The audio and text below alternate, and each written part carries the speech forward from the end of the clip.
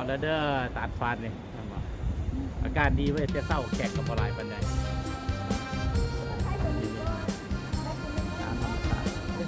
เอากระสิยางลงลุมเลยนะยางลงลุม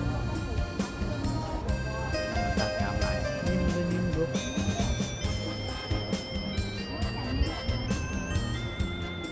หวานหวานนิ่มหวานนะจ้า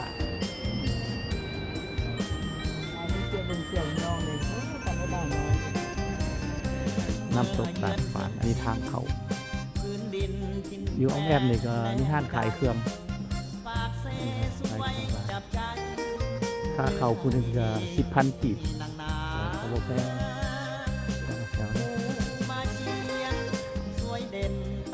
ตาดฝาดใครก็มาเที่ยวหลายแถว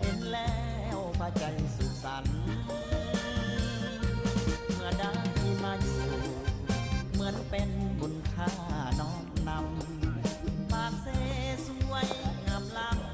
ำดังเมืองสวรรค์มาโลอยู่ทาง อันนี้ทางต่อตาดฝาดเราเป็นนิทาน สบายดี ฟังมาตั้งหลายปีนางมาโลสักสูงส่งงามโสภาตายังจริงปรารถนา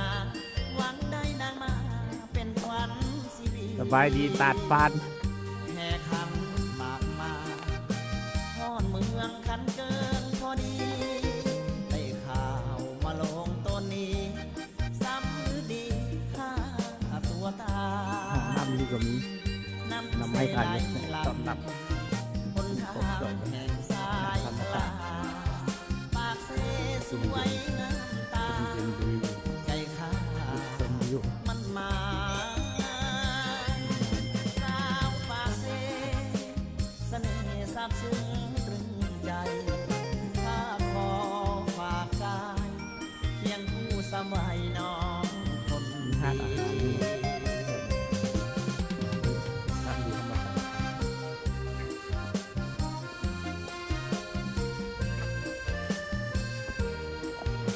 ดีตาดฟาน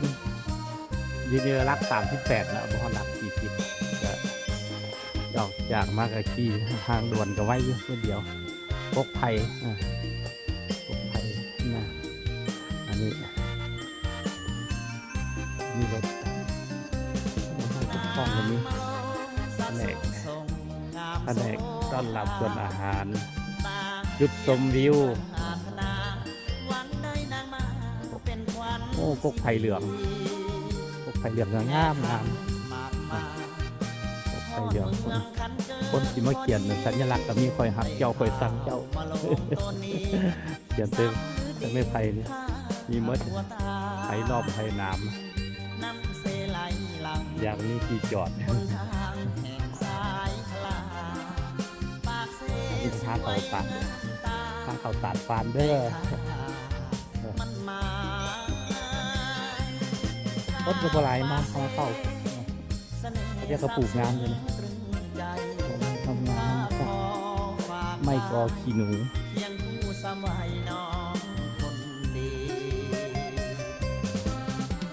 มาเขาจอกไป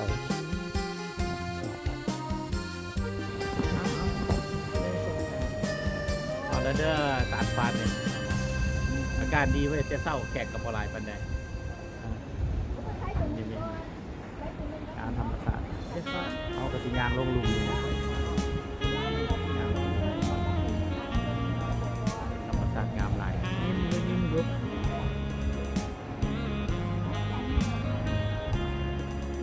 หวานหวานนิ่มหวานนะจ้า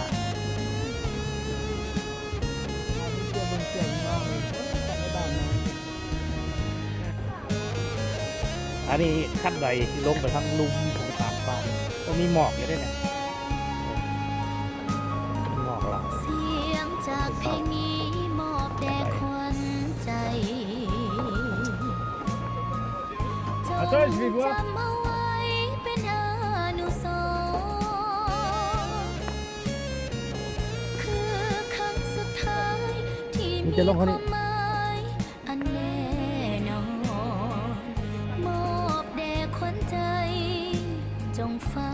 Bonjour Bonjour les Français ถ้าหากฟังแล้วจง สบายดี อย่น้อยใจ C'est joli c'est très joli จงลืมไปเสียภาพแห่งความหลัง Vous êtes d'où là De Paris de Bordeaux Strasbourg tu connais là Ouais. Avant de travailler au Bernet Ouais Thì de Montagne Verte là avec Pierre C'est de Parisอยู่ อยากให้อายเลือกคนหา ปักสองทุ่มทีจำลองปักสองจังหวัดสัก จ ตัวแม่ ง ง ได้สดชื่นและสุขสมใจ มีคน ท สั่ง นอยู่ร่วมกันยิ่งนานวันยิ่งเบื่อหน่ายเพราะจิตใจเฮาต่างกัน Plateau Bolivienne จงลืมไปเสียห้องนอนห้องเก่า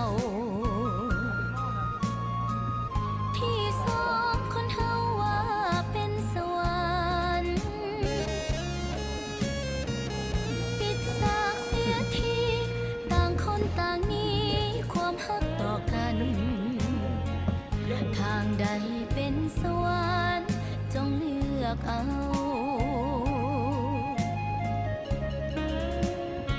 ขี่สลิงยาว400เมตรสู่270เมตรขี่อันยาวอันนี้รายการขี่สลิงนี่ครับ